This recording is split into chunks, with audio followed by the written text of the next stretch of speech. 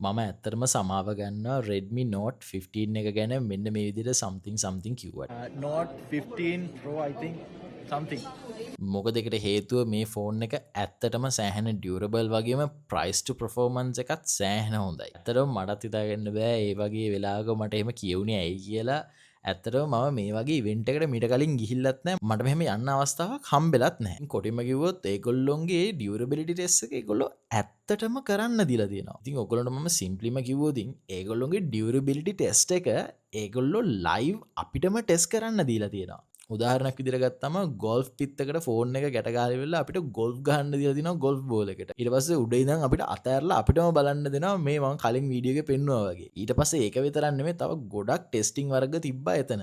අපිටම කරලා බලන්න පුළුවන්. සහ මම මේකත් මෙන්ෂන් කරන්න ඕනේ මම කලින් වීඩියෝ එකක් දැම්ම මම ඉස්සරහට ඩිවයිසස් ගැන කතා කරනකොට මම පර්ටිකියුලර් නීෂ් එකක් අල්ලලා තමයි කතා කරන්නේ. මොකද දැන් එන ඩිවයිසස් කිසිම වෙලාවක හැමෝටම හරියන්නේ නැහැ. උදාහරණයක් ගත්තන් පස්සේ iPhone එකක් මේ තරම් නම් ඩියුරබල් නැහැ. ඒක අපි කවුරුත් පිළිගන්න ඕනේ. ඉතින් මගේ නම කුමාර් ජයරන්.